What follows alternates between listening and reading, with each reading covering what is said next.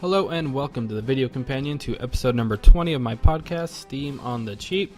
This is a podcast where I review cheap Steam games and see if they're actually worth our time to play, because we all hate throwing money away.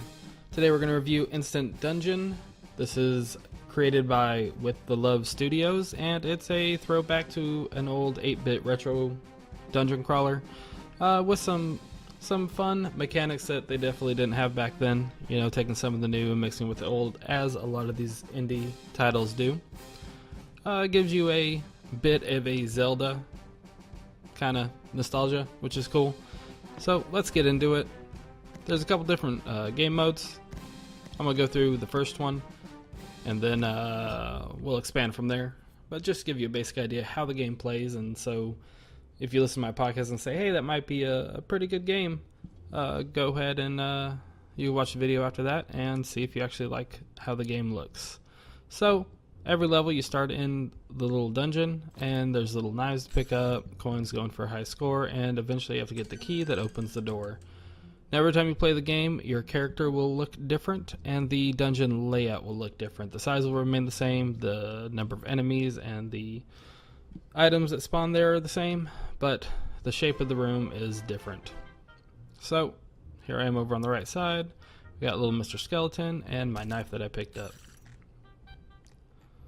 Let me go over there and pick that knife up. You can only carry one item at a time, unless you pick up a helmet, which we'll get into that a little bit later. And they just kind of Pac-Man around, and you got to avoid them. A little shield that I can throw up to block them and send them the other way. And you only really want to go around and kill these guys if you want to get a high score. You want to go around and get all the coins. It'd be pretty awesome if there was a ton, just like Pac-Man, going around. And if you look in the top left-hand corner where it says my score, you can all see what weapon you're wielding. So I have the shield right now. And we got a picture of a knife. And then you drop what you're holding so you can go switch it out. I can run over here, shoot him, go back, pick up the shield. Boom. Door open. I'm not going to collect everything because that's kind of not the point of this video.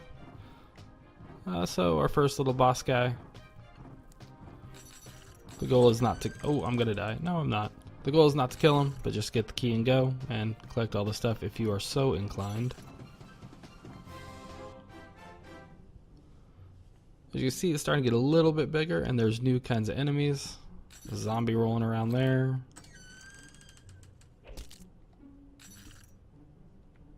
And then let's just run over here. Why not? And look at a couple different weapons. You got your hatchet.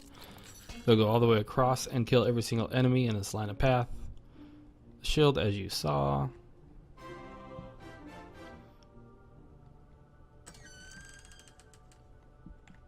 Oh, that's... Boop, boop.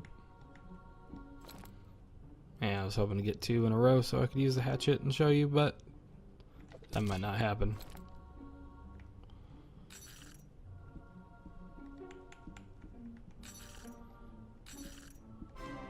Doot, doot, doot. Fun little music when you beat a level. So here's the helmet. This is the only thing you can use 2 of. You can put the helmet on and then pick up a weapon.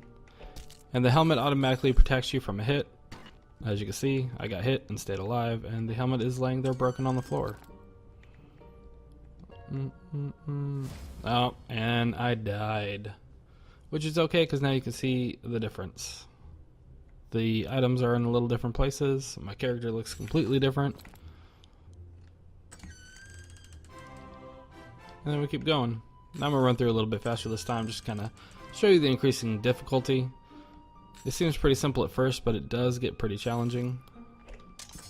Oops. I'm going to pick up the shield just to be safe.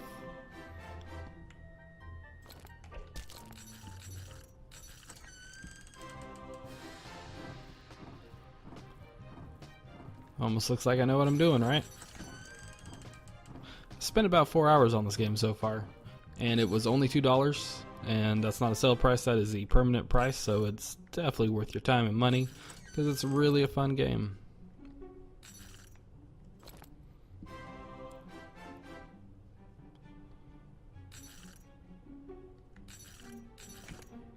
Send them packing the other way.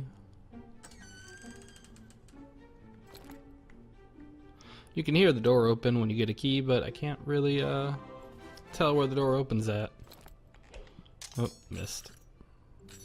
So now we're getting some ogres, some goblins, still some skeletons.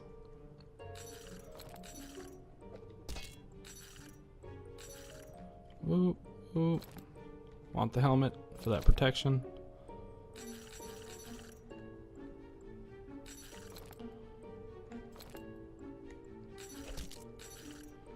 Oh, did I miss the door? Boom. As you can tell, every 5 levels there is a boss.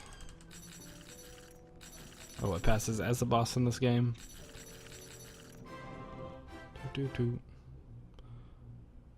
Alright. So now you can see it's starting to get a little more difficult. It's getting a lot more cluttered with bad guys. And trying to decide which way to go and which way they're going to go gets a little more hectic.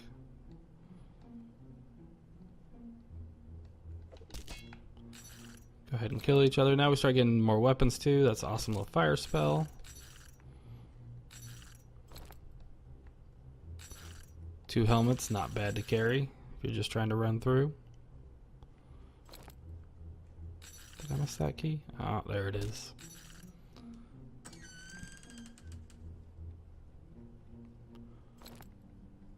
Just by the way, I'm using a controller.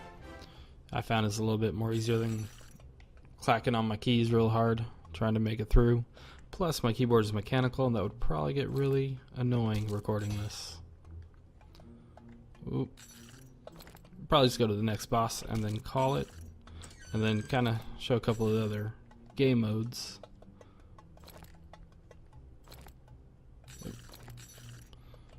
Just picked up a torch, so some permanent light.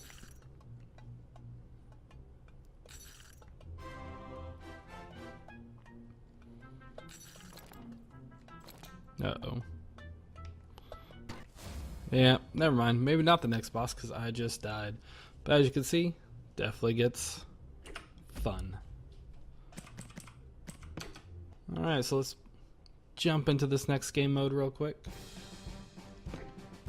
And once you get past level 10, you open up adventure mode, which gives you quests when you play the game. And it's still the same game, but it tells you to do something before you can move on to the next one. So now they want me to kill 2 goblins.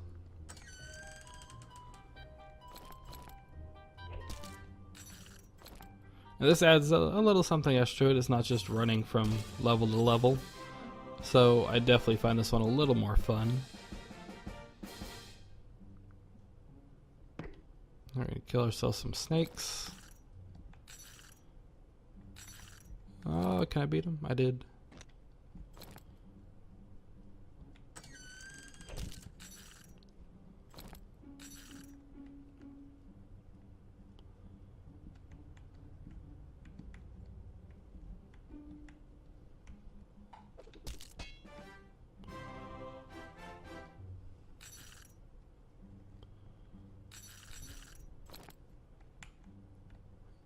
I'm not quite sure how long it would let me go in the levels. I'm sure I could pass up all the snakes here and then, you know, keep going, keep going. I don't know how deep. I haven't tried.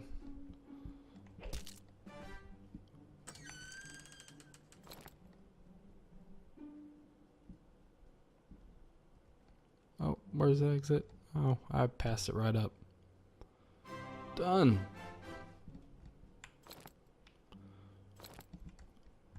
Oh, I lost my axe. Oh, horrible.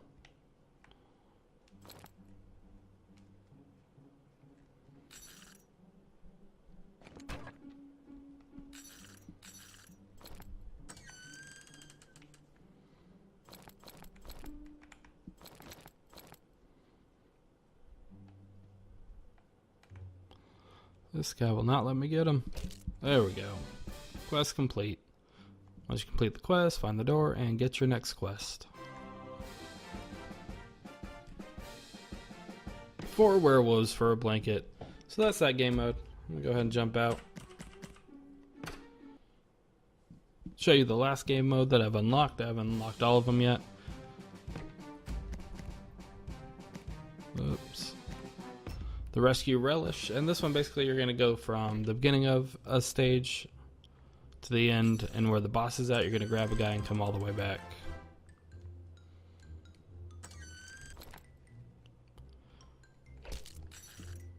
Kind of want to kill people to clear it out for your return journey.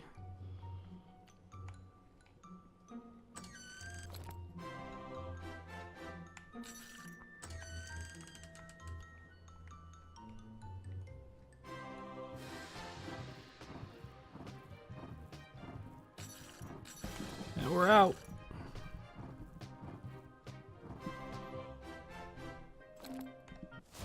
Oh, I let my follower get killed. Oh well, you see the point to that, I'm sure. Get him, go back to the beginning, get out, and then you'll keep going deeper and deeper into the castle, everybody you save. And there's leaderboards and high scores and all that jazz to keep you entertained. And I do want to see what these are. Dark Roast, Soul Sucker, Boss Blend, Maximum Mash. They all sound pretty cool, and I'm going to keep playing until I unlock them all. But they get pretty tough. You got to reach level 30 in Action, and you got to reach 5 in Dark Roast, and 5 Quests and Adventure. So different things to unlock them all, and it's tons of fun. Like I said, this game is $2 freaking. So there's no reason you shouldn't pick it up and just try it out. And if you like it, freaking awesome. I love it. I've wasted a lot of time this weekend just messing around with it, having a good time. So I'm going to throw up some videos for you to check out of other cheap Steam games that I've done. And you can click on these and see if you like those games and go out and buy them if I like them. And if they're bad, I have done some bad ones, I'll let you know so you don't waste your money. If you want to send me an email, you can send one to epicgeekcast@gmail.com, and you can tweet me at John Nesmith. And until next week, peace out.